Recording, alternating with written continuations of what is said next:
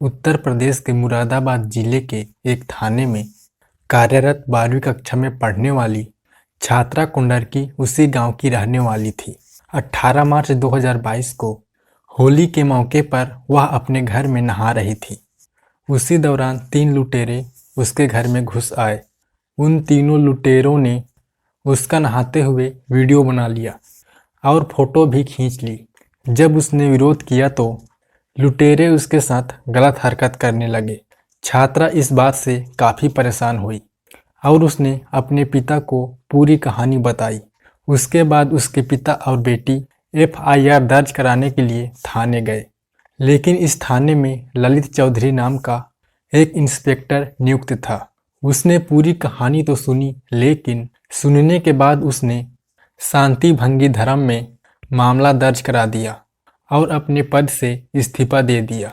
कहा जाता है कि इस छात्रा ने हमेशा के लिए अपनी जीवन लीला समाप्त कर ली।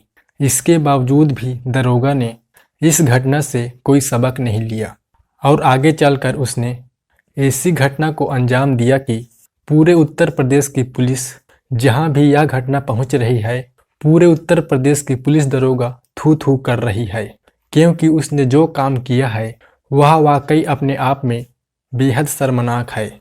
आज की कहानी उसी दरोगा की है जो दूसरी बार भी मुंह छिपाकर सीधा मुरादाबाद से पीलीभीत भागा। आज की सच्ची कहानी उत्तर प्रदेश के एक जिले अमरोहा की है। मैं 3 जनवरी 2024 की बात कर रहा हूँ। एक महिला कांस्टेबल अपने बेटे अनुपम सिंह से मिलने के लिए अपनी बारी का इंतजार कर रही थी। जब महिला कांस्टेबल ने उसकी आवाज़ सुनी तो वह SP के सामने रो पड़ी। SP ने उससे पूछा, तुम इतनी परेशान क्यों हो? जब उसने कहानी सुनाई तो वाकई दर्द भरा था। उसने बताया कि वह हाईवे किनारे मुरादाबाद थाने में हेल्प डेस्क पर काम करती थी। वह वहीं तैनात थी। इसी दौरान वहां से एक इंस्पेक्टर गुजर रहा था। इंस्पेक्टर का नाम ललित चौधरी था। ललित चौधरी ने महिला कांस्टेबल की तरफ देखा। महिला कांस्टेबल खूबसूरत थी। उसने उससे पूछा, तुम कौन हो और कहाँ रहती हो? उसने अपना नाम बताया। बोली, मैं अलीगढ़ के एक गांव से हूँ, वहीं पर रहती हूँ।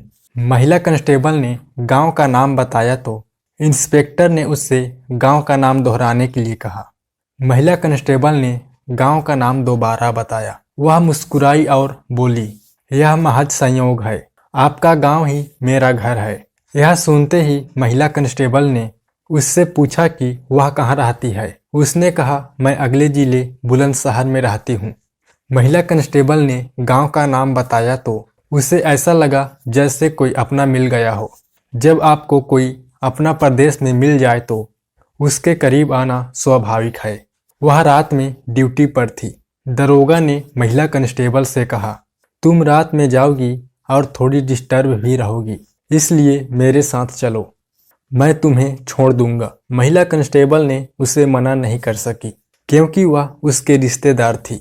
महिला कांस्टेबल ने जैसे ही गांव का नाम बताया, महिला कांस्टेबल उसके साथ जाने के लिए तैयार हो गई। महिला कांस्टेबल ने किसी बहाने से दरोगा से बात करने की कोशिश की। दरोगा ने महिला कांस्टेबल को छोड़ने का बहाना ढूंढने की कोशिश की। यह तो बस शुरुआत थी। कहानी आगे बढ़ी तो महिला कांस्टेबल दरोगा के करीब आ गई। एक दिन दरोगा उसे अपने कमरे में ले गया। कमरे में ले जाने के बाद वह उसके करीब आ गया। उसने उसके साथ शारीरिक संबंध बनाना शुरू कर दिया। महिला कांस्टेबल ने इस पर आपत्ति जताई, लेकिन दरोगा ने कहा, कोई दिक्कत नहीं है, अगर वैसा कुछ हुआ तो हम शादी कर लेंगे। वैसे भी तुम समझदार हो और तुम वयस्क हो। इंस्पेक्टर ने महिला कांस्टेबल को समझाने की कोशिश की, लेकिन वह किसी बात पर आपत्ति नहीं कर सकी और इस तरह कहानी आगे बढ़ती है। कुछ दिनों के बाद महिला कांस्टेबल को अचानक पेट में दर्द होने लगा। उसने इंस्पेक्टर से कहा, मेरे पेट में दर्द है, शायद कुछ गड़बड़ है। फिर उसका अल्ट्रासाउंड कराया गया। उसे पता चला कि वह गर्भवती है। तब इंस्पेक्टर ने कहा, यह बहुत जल्द हो जाएगा, इसलिए हमें इस बच्चा को गिराना होगा। संक्षेप में महिला कांस्टेबल को कुछ दवाइयां दी जाती है। दवा खाने के बाद महिला कांस्टेबल के पेट में पल रहा बच्चा गर्भवती हो जाता है और वे फिर सामान्य जीवन जीने लगते हैं। लेकिन कुछ दिनों बाद महिला कांस्टेबल फिर से इंस्पेक्टर के करीब आ गई और जब उसे मौका मिला उसने उसके साथ शारीरिक संबंध बनाए। वह गंदा काम करता था और महिला कांस्टेबल आपत्ति करने की स्थिति में नहीं थी, क्योंकि वह पूरी तरह से उसके दिमाग पर हावी हो गई थी।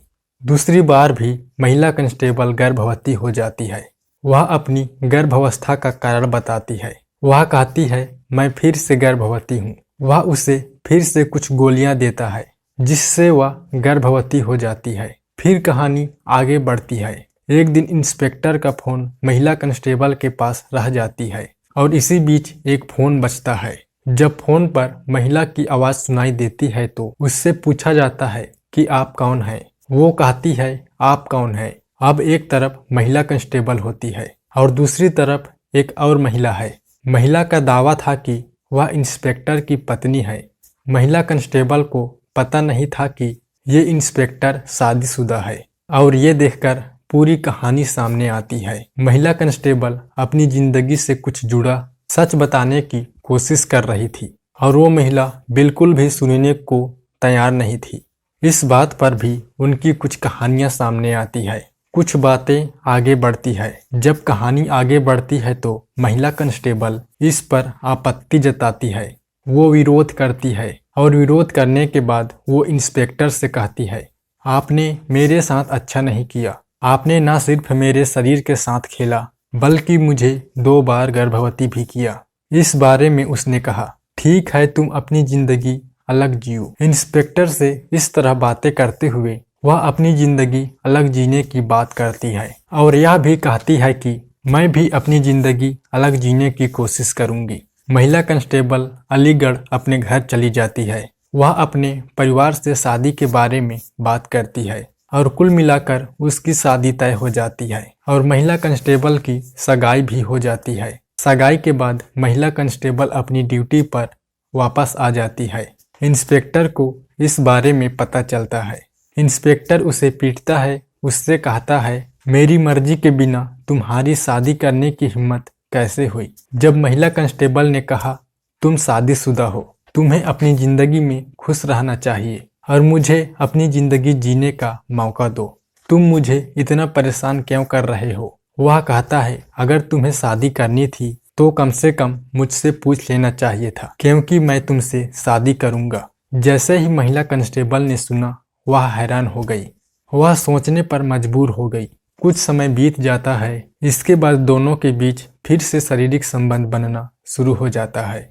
महिला कांस्टेबल चिंतित हो जाती है।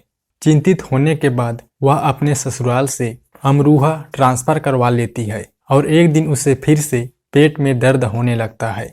19 दिसंबर 2023 को जब उसे पेट में दर्द होने लगता है, जब वह अपना चेकअप करवाती है तो उसे पता चलता है कि वह तीसरी बार गर्भवती है और वह इंस्पेक्टर को इस बारे में बताती है। इंस्पेक्टर ललित चौधरी से कहता है कि मैं तीसरी बार गर्भवती हूँ, मुझे क्या करना चाहिए। इंस्पेक्टर कहता है, जैसे तुमने पहली बार दवा ली थी वैसे ही दवा खाओ और मामला खत्म करो। जब महिला कांस्टेबल ने कहा, इस बार मैं दवा नहीं लूंगी, मुझे परेशान मत करो। इंस्पेक्टर कहता है, अगर तुमने ऐसा नहीं किया तो, अगर तुमने दवा नहीं ली, अगर तुमने चेकअप नहीं करवाई तो मैं तुम्हारे वीडियो और फोटो सोशल मीडिया पर अपलोड कर दूंगा, तुम्हें बदनाम कर दूंगा। महिला कांस्टेबल चिंतित हो जाती है, मुझे क्या करना चाहिए। इसके बाद महिला कांस्टेबल कहती है, तुम्हें जो करना है करो, मैं उच्च अधिकारियों से शिकायत करूंगी कि तुम मुझे बार बार परेशान करते हो। महिला कांस्टेबल जैसे ही उच्च अधिकारियों को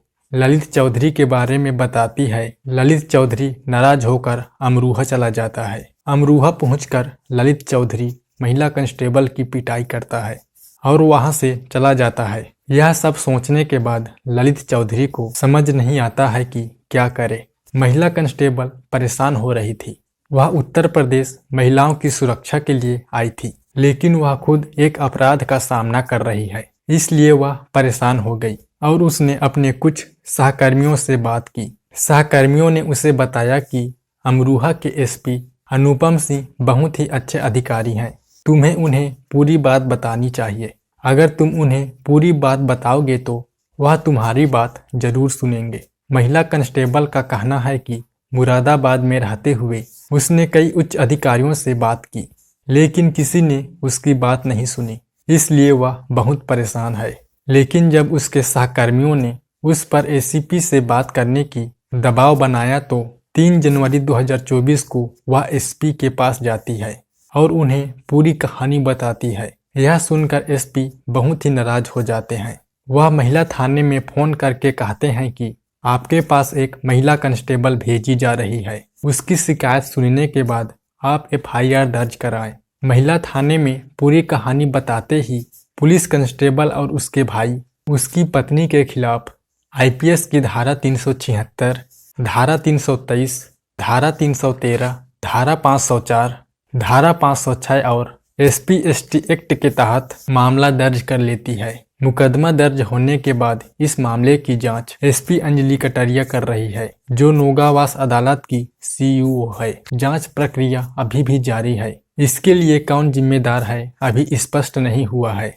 लेकिन जैसे ही एसपी को पता चलता है कि एफआईआर दर्ज हो गई है, वह मुरादाबाद से भाग जाते हैं और इस मामले से बचने की कोशिश करता है। हालांकि यह पहली बार है कि एसपी की लापरवाही के कारण किसी महिला कांस्टेबल को छात्रा की जान गंवानी पड़ी है। जिस कर्तव्य की शपथ उन्होंने लोगों की मदद करने की ली थी, अगर वह उसे ईमानदारी से निभाती तो उत्तर प्रदेश की पुलिस उन्हें परेशान नहीं कर रही होती। दोस्तों, इस वीडियो का मकसद किसी को परेशान करना या किसी को ठेस पहुंचाना नहीं है, बल्कि आपको यह बताना है कि लोगों की मदद करना कर्तव्य है, ना कि कानून से खिलवाड़ करना। तो मिलते हैं एक नया हत्याकांड मर्डर मिस्ट्री के साथ। तब तक के लिए धन्यवाद। जय हिंद, जय भारत।